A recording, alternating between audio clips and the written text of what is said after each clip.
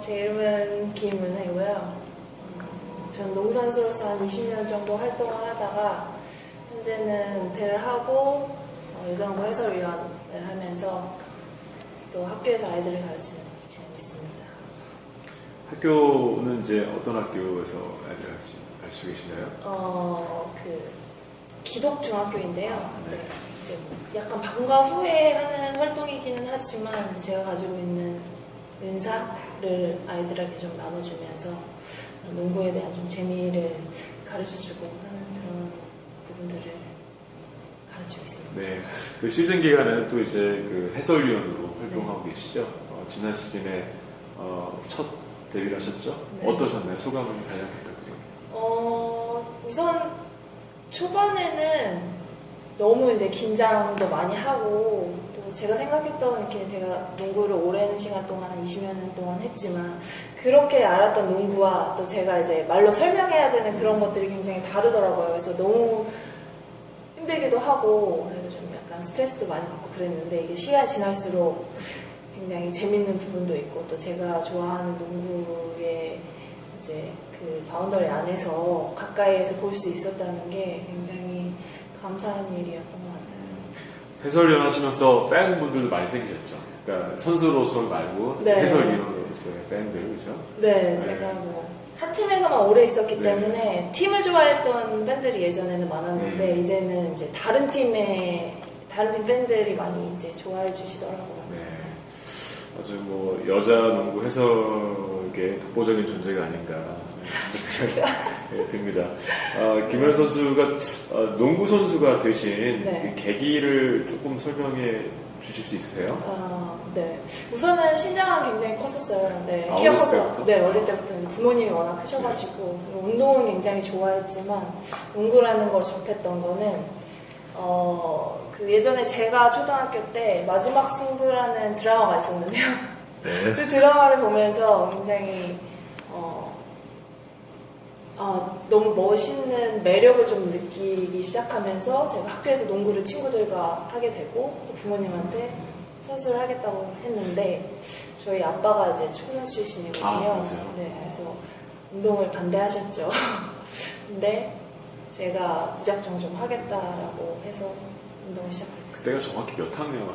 저 5학년 말쯤에 그럼 좀 늦게 운동을 시작하신 편 아니신가요? 그 정도. 그쵸, 조금은 늦게 네. 시작을 한 편이었어요.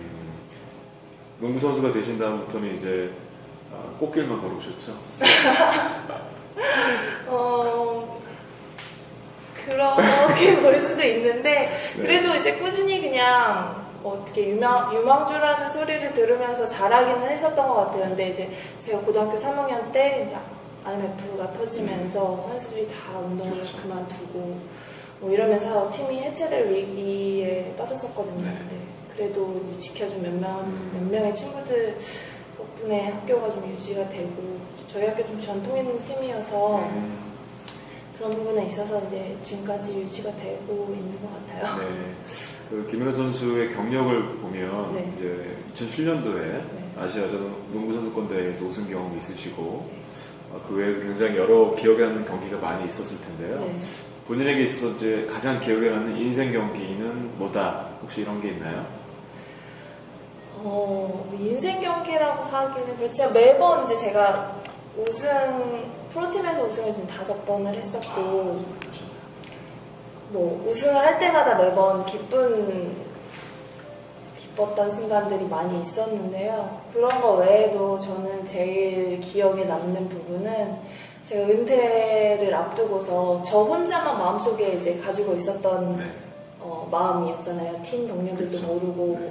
코칭 스태프도 네. 모르는 상태에서 제가 이 순간이 이 자리가 마지막이라고 생각했던 그 자리에서 그래도 나름대로 좀 제가 잘해서 경기를 이기고 했던 부분들이 저한테는 제일 기억에 남았던 것 같아요.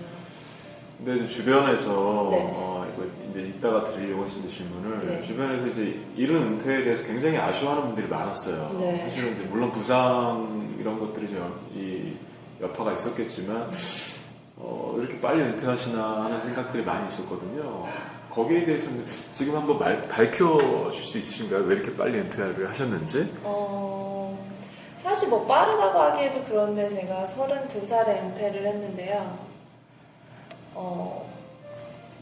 우선은 그 시즌 전에는 제가 그만둬야 되겠다는 생각을 가지고 있진 않았었어요. 근데 시즌을 치르면서 또 시즌을 준비하면서 제 몸이 예전만큼 그 성장하지 못한다는 느낌이 있었어요. 그러니까 코칭 스텝이 바뀌면서 운동량이 굉장히 많아졌었는데 그 훈련들을 소화하는 과정에 있어서 다른 친구들 예를 들어서 제 포지션에서 저보다 더 이제 못했던 친구라고 하긴 좀 그렇지만 뭐 이렇게 저보다 좀 뒤쳐져 있던 친구들은 성장세가 눈에 보이게 이제 올라가는데 저는 계속 제 스스로가 제자리를 가고 있다라는 느낌이 들더라고요. 이제 그런 부분들이 제가 부상을 당했던 그런 거와 이제 겹쳐지면서 몸이 빨리 안 올라오더라고요. 그러면서 또다시 계속 아프고 이런 것들이 반복이 되다 보니까 여기까지만 하라는 뜻인가 보다 이런 마음을 제가 스스로 이렇게 좀 접게 되면서 그러면서 시즌을 마쳤던 것 같아요. 그래서 그 마지막 경기 또한 이제 저 스스로만 이게 나한테는 마지막이니까 정말 더 잘해야겠다라는 생각을 합니다. 그럼 그 전까지는 감독님이나 이제 코칭 스태프는 전혀 은퇴를 하실 거라는 걸 모르고 있었던 거죠? 네.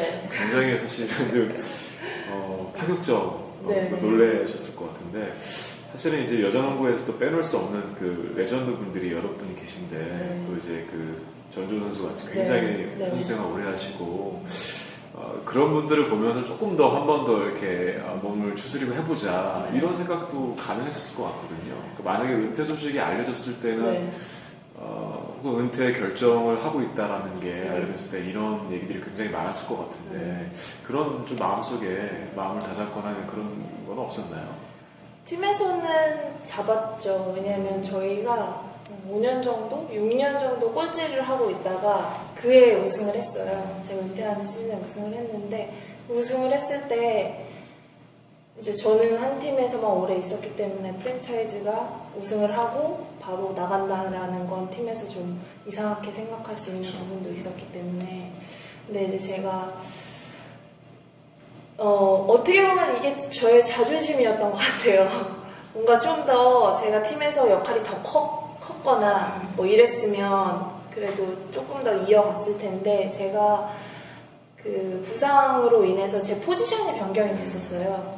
스몰포드를 하셨잖아요 원래. 네네. 근데 이제 약간 3번, 4번 이렇게 되면서 제 포지션이 아닌 다른 포지션으로 움직이면서 그 포지션은 외국인 선수의 자리이다 보니까 아무래도 외국인 선수가 안 뛰는 시간이 없잖아요. 그럼 제가 또 다른 선수와 자리를 바꿔야 되는데 그런 게 제가 어릴 때부터 항상 한 포지션만 유지하다가 바꿔야 되는 거 자체가 제 스스로가 조금 견딜 수 없이 좀 힘들었던 부분? 네, 지금 여자농구 관련해서 조금 질문을 드릴게요. 네.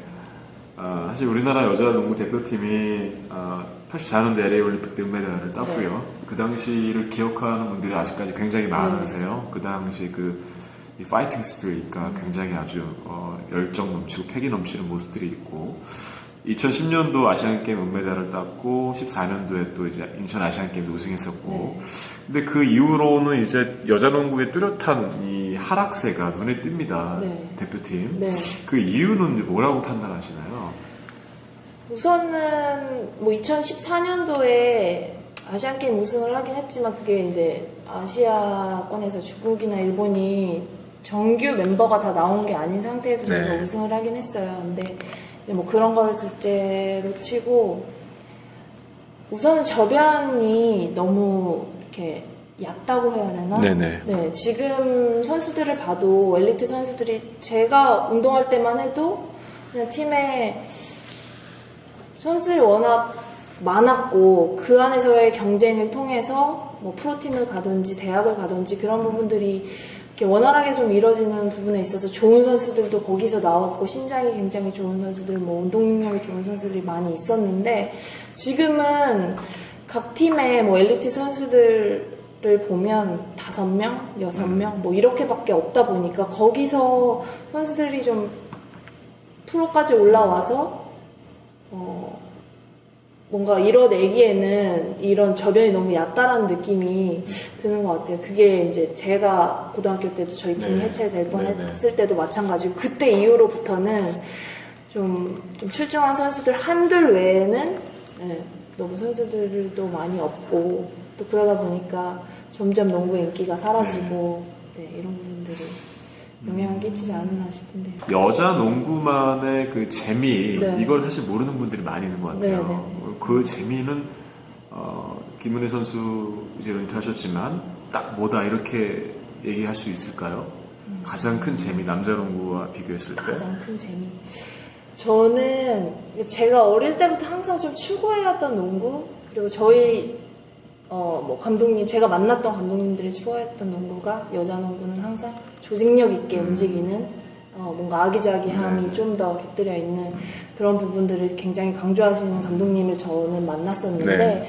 최근에 농구의 흐름이 보면 뭐 NBA도 마찬가지지만 이렇게 개인기를 위주로 한 자기 스스로의 그 운동 능력을 가진 뭔가 스킬을 보여주면서 멋있는 화려한 농구를 하는 게 좀 추세가 되다 보니까 지금 여자 농구 선수들도 비시즌 동안 그런 훈련들을 많이 하고 있어요. 근데 그런 부분들이 경기장에서 확실하게 다 보여주지 못하거든요. 이건 아직까지는 내 거가 아니기 때문에. 근데 이제 제가 생각하는 건 이제 조직력을 통해서 뭔가 서로 패싱 게임을 하다가 시원하게 좀 넣어주는 이건 딱 들어갔다. 우리가 봐도 들어갔다라는 그런 득점들이 나오는 게 여자 농구만의 좀 재미인데 그런 게 어떻게 보면 그 스킬 혼자서 하는 개인 플레이와 섞여지다 보니까 오히려 오픈 찬스 때 못 넣는 친구들이 너무 많아졌어요. 쉬운 거를 오히려 네, 놓치고. 쉬운 거를 좀 더 놓쳐버리는 경우가 많이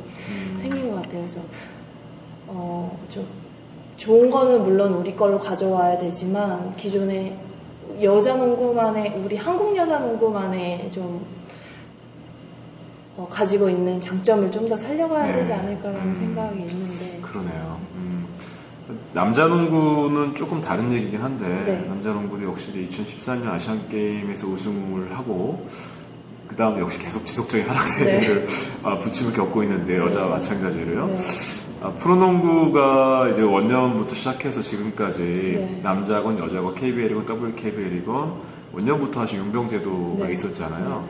혹시 이제 용병제도가 이 대표팀 혹은 선수들의 전반적인 경기력에도 영향을 미쳤을 것이다라고 생각하시나요? 그래서 여자 농구는 용병제도를 잠시 이렇게 네, 좀 중간에, 해제했던 그렇죠. 적도 있긴 있었는데요.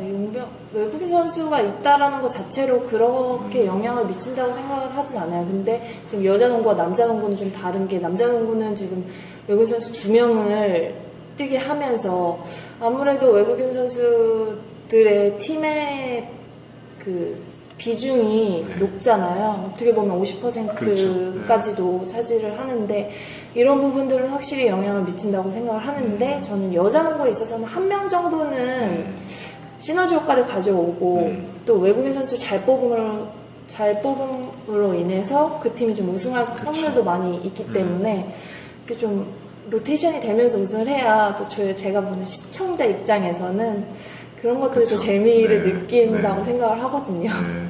그런데 이제 말씀과는 다르게 네.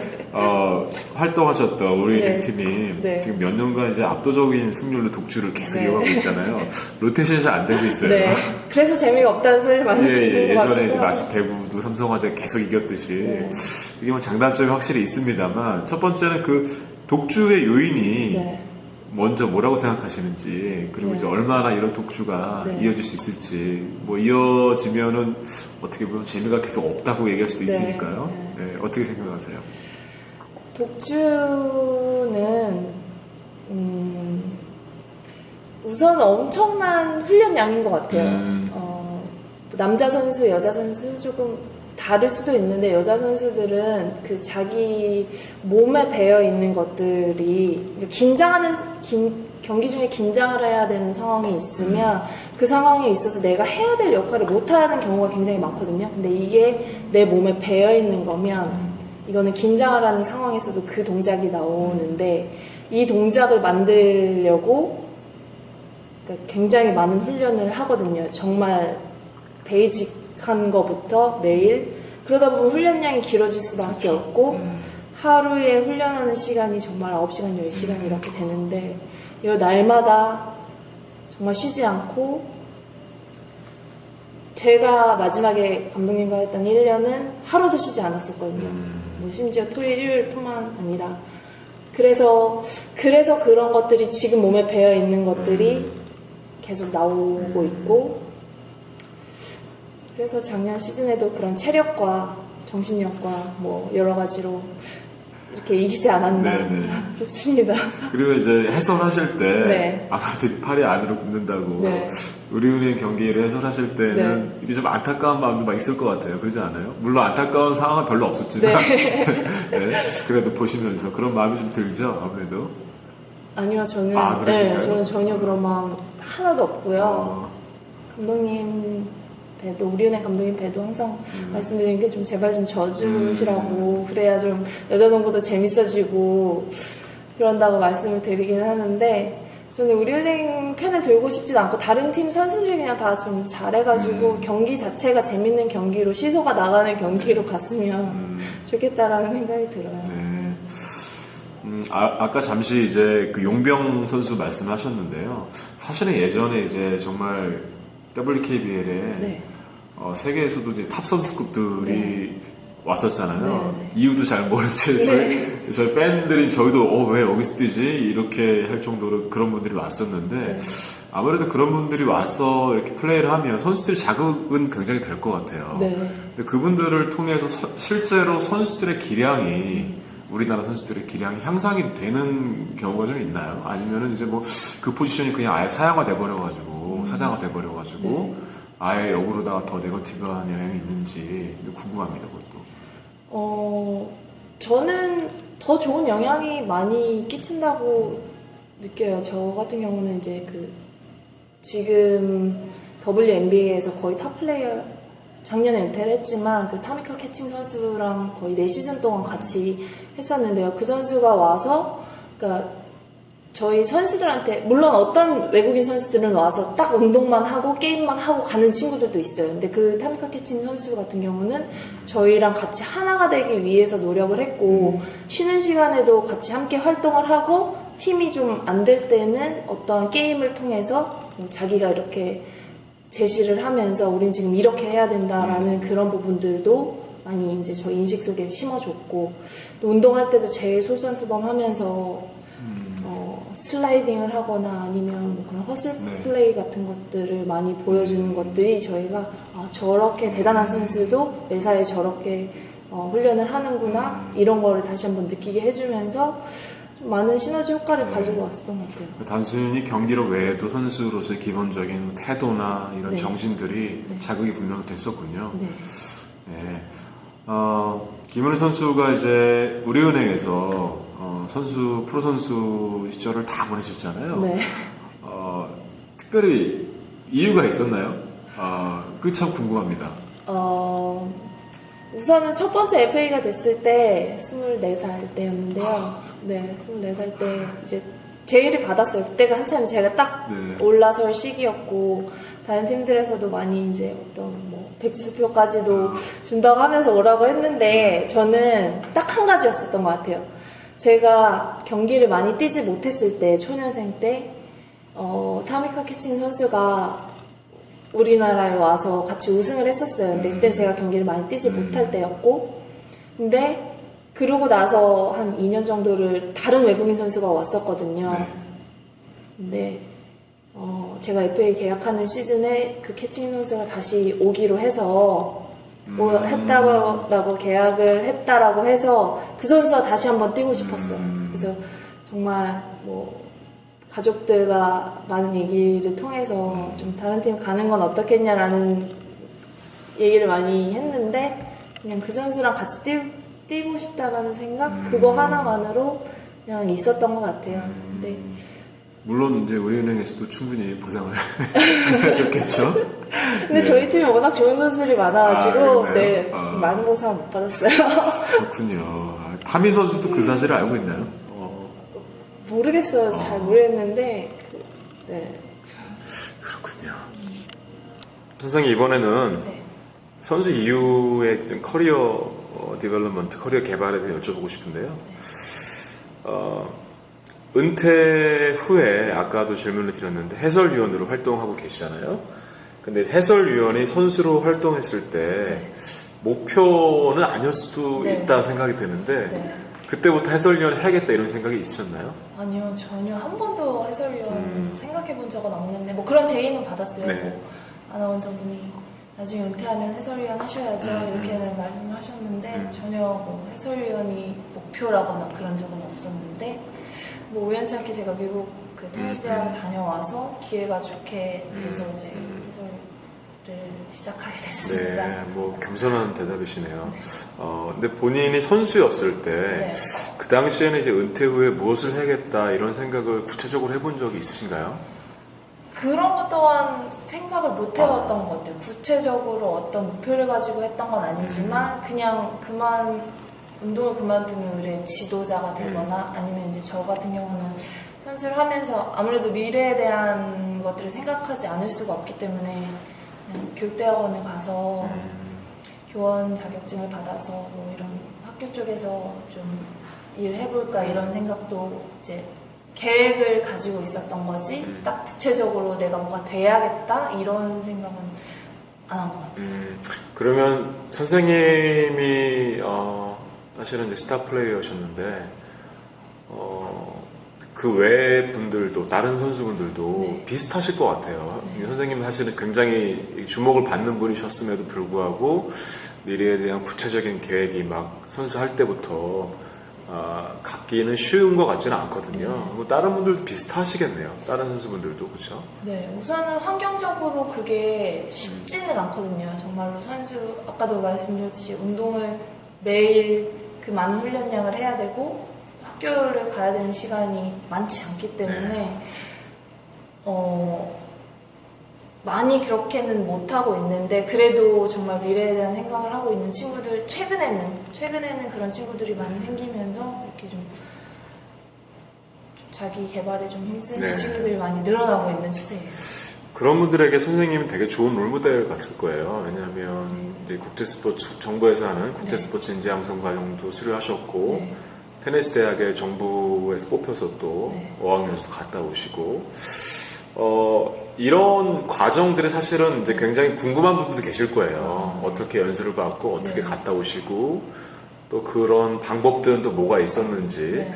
그래서 이 영상을 보시게 될 분들도 뭐 선수분들도 계실 수 있는데 거기에 대해서 간략하게 좀 설명을 해줄 수 있으시겠어요? 은퇴를 하고 난 바로 직후에는 사실 앞으로 내가 뭐를 해야 될지 그런 고민만 가지고 있었던 것 같아요.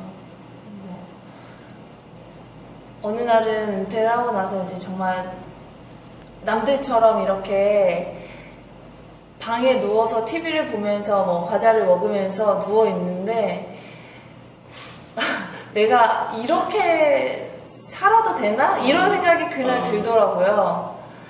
그래서 그때부터 막 찾기 시작했어요. 그냥 무작정 뭐 인터넷을 막 뒤지면서 뭐를 해야 되나에 대해서 막 찾다 보니까 마침 이제 체육인재 육성재단의 프로그램들이 그때 당시 체육인재 육성재단이었는데 그 프로그램을 딱 보고 나서 이런 건 한번 해보는 게 어떨까? 근데 저는 사실 좀 모험 같은 거를 두려워하는 성격을 가지고 있었어요. 그래서 새로운 거에 대한 도전이 너무 좀 두렵고 이게 가서 내가 과연 잘할 수 있을까? 뭐 이런 생각을 가졌었는데 막상 한번 해보고 나니까 너무 재밌고 그런 거예요. 그러다 보니까 이제 처음 시작은 여성 스포츠 리더 양성 과정을 시작을 했고 그 다음에 뭐 영어 과정들 또 아까 그 저희 GPS 과정뿐만 아니라 테니시 과정까지 하면서 매사에 새로운 도전을 하면서 이런 것들이 나한테 재미로 다가오다 보니까 할 수 있구나, 나도 할 수 있구나 이런 마음을 가지게 했던 것 같아요. 그러면 이제 영어를 초급부터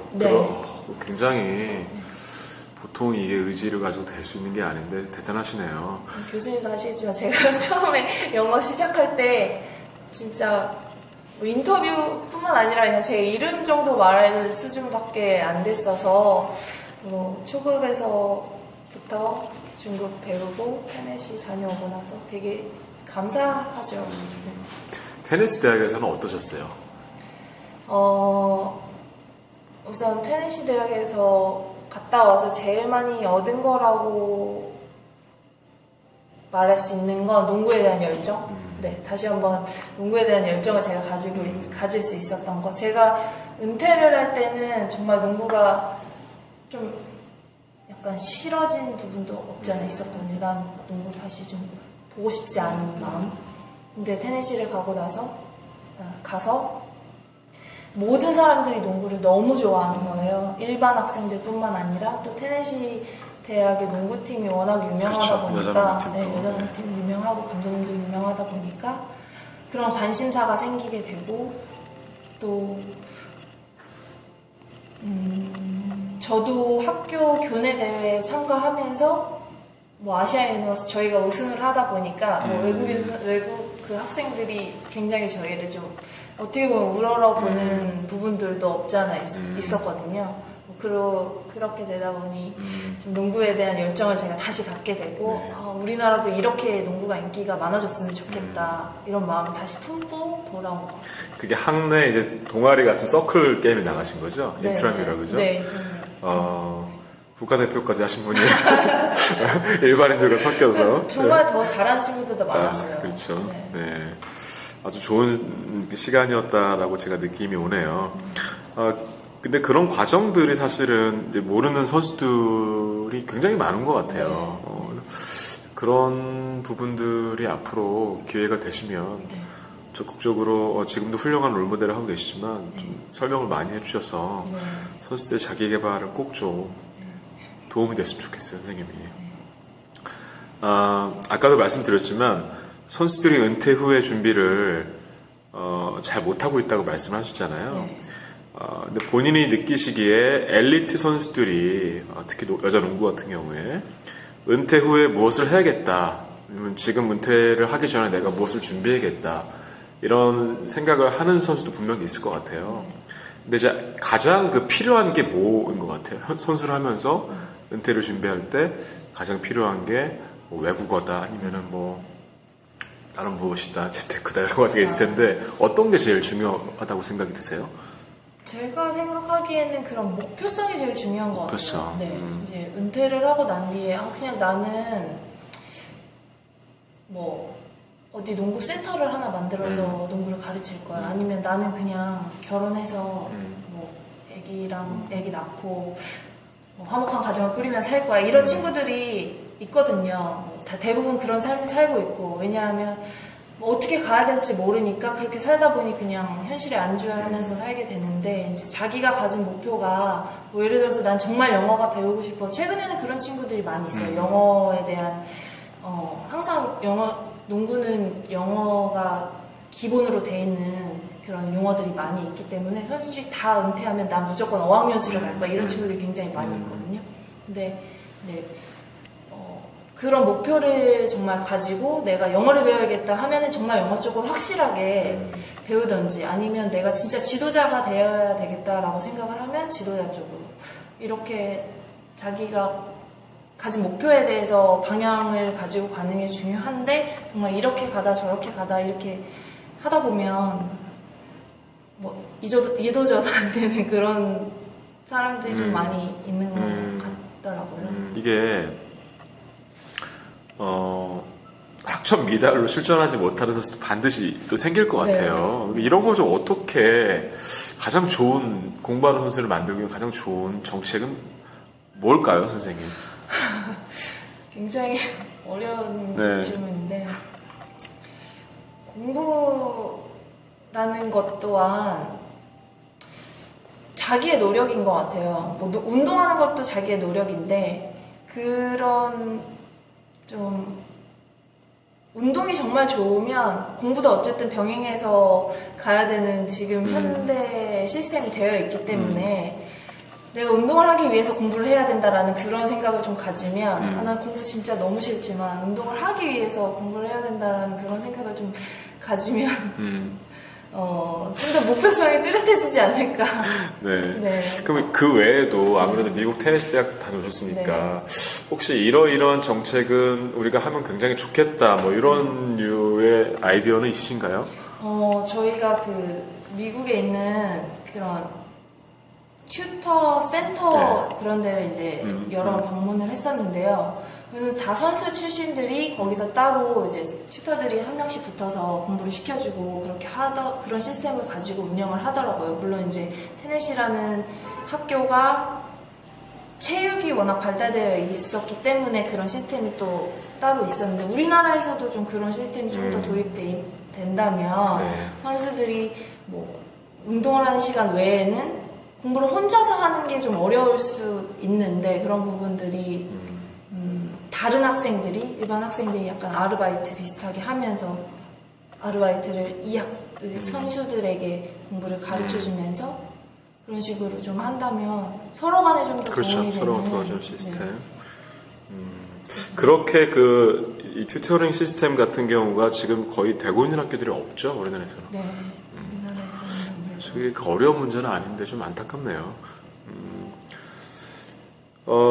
선생님께서 이제 해설위원이시지만 이후에도 물론 이제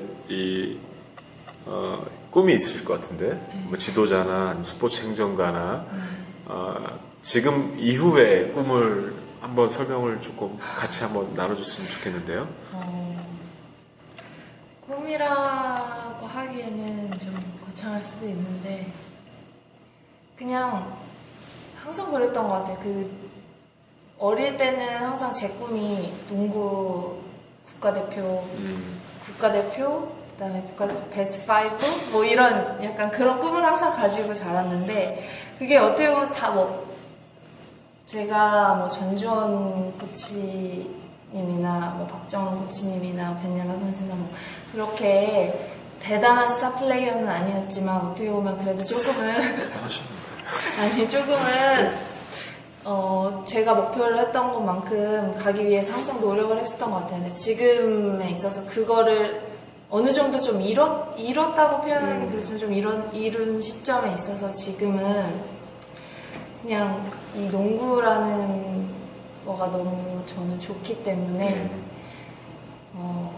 이런 재밌는 스포츠를 다른 친구들한테 좀 알려주고 지금 하고 있는 일과 좀 연관해서 이렇게 아이들한테 농구를 가르쳐주고 좀 더 재미를 느끼게 해주고 또한 뭐 더 나아가선 지도자도 꿈꿀 수 있겠지만 아직은 한국에 좀 현실상 여자 지도자가 많지는 않기 때문에 좀 계속적으로 좀 제가 노력을 하고 이쪽에서 길을 가는 게 중요할 것 같아요. 굉장히 겸손한 말씀을 하시는데 아까 그 말씀하신 뭐 기라성 같은 선배님들 말고도 그러니까 선생님께서는 일단 다른 것보다는 이 은퇴 후에 자기 개발과 은퇴 후에 선수 이외의 삶을 살아가는 데는 제가 볼 때는 정말 큰 롤모델이 아닌가 싶어요. 물론 선수로서도 굉장히 훌륭한 롤모델이지만 그래서 굉장히 겸손한 말씀을 하신다. 제가 이렇게 생각이 드는데요. 선생님께서 그 후배 선수들에게 특히 이제 후배 농구뿐만이 아니라 운동을 하고 고단한 일상에서 이렇게 힘들어하고 있는 사실 그런 분들에게 앞으로 무엇을 하겠다라는 생각 자체가 이 과정 상황상 어떻게 보면 굉장히 사치일 수도 있어요. 근데 그런 분들에게 조금 힘이 되는 말씀 한마디만 좀 부탁드릴게요. 뭐 이전에도 말씀드렸지만 그런 자기가 세운 목표에 대한 그 성취라고 해야 되나? 자기가 가고자 하는 길에 대한 목표가 확실하게 있다면 저는 누구든지 다 할 수 있다고 믿어요. 왜냐하면 저 또한 아무것도 모르는 운동만 했던 선수였었기 때문에 제가 이렇게 은퇴 후에 이런 과정을 밟아가고 갈 수 있다라는 건 정말 저 또한 생각을 못했고 저희 부모님 또한 공부를 정말 어릴 때 그렇게 안 좋아하더니 왜 이렇게 공부를 하냐며 뭐 이런 말씀도 하시기는 했는데 그러니까 제가 했다고 하면 모든 선수들은 저는 다 할 수 있다고 믿습니다. 그래서 정말 자기들이 얼마만큼 자기가 하고자 하는 의지만 있다면 뭐 이런 부분들이 어렵지 않고 또한 이제 두려움을 버리고 좀 도전한다는 생각을 가지면 좋을 거라고 생각이 들어요. 네, 선생님 마지막 질문을 좀 드리고 싶은데요. 지금이 네. 내 농구 인생의 몇 쿼터이다. 그리고 앞으로 남은 농구 선수로서 내 인생의 경기에서 몇 점을 더 넣겠다. 황당한 좀 질문이지만 마지막 질문을 드리고 싶습니다. 지금이 제 농구 인생에서 3쿼터 초반? 네. 우선 3쿼터, 2쿼터를 끝난 뒤에 저희가 이제 좀 쉬잖아요. 쉬고 난 뒤에 3쿼터를 시작을 해야 되는데, 그때 기선제압이 또 굉장히 그렇죠. 중요하거든요. 네. 그래서 지금 3쿼터 초반에 좀 뭔가, 확실하게 쉬고 돌아온 뒤에 내가 그 힘을 좀 발산해야 되는 그 시점에 있어서 3쿼터 초반에 좀 기선제압을 해주고, 그 다음에, 제가 3점슛 7개의 기록을 가지고 있는데, 한 경기에? 한 경기에, 네. 네. 한 경기에 3점슛 7개의 기록을 가지고 있는데, 한 10개, 30점? 앞으로, 예. 네, 앞으로 그 기대를 계속해서 한번 해보겠습니다, 선생님. 마지막으로, 정말 마지막으로, 이 영상을 보게 될 독자분들에게 한마디 부탁드립니다. 항상 제가 농구를 하면서 농구가 저한테는 전부였었거든요. 뭐 항상 슬럼프도 많이 있었고 힘든 시기도 많이 있었지만 농구가 저한테는 전부였었기 때문에 제가 다치면서 운동을 못할 때 굉장히 많이 힘들었을 때 누군가 저한테 농구가 너한테는 전부일지 모르겠지만 네 인생의 전부는 아니라고 그렇게 말을 해줬을 때 제가 그게 굉장히 마음에 와닿더라고요. 그래서 저의 인생에 있어서 정말 농구는 빼놓을 수 없는 부분이었고 또 그거를 이제 앞으로도 계속 좋아할 건데요. 여러분들도 앞으로도 농구를 많이 좀 좋아해 주시고 그리고 여자 농구 특히 또 많이 사랑해 주셨으면 좋겠습니다.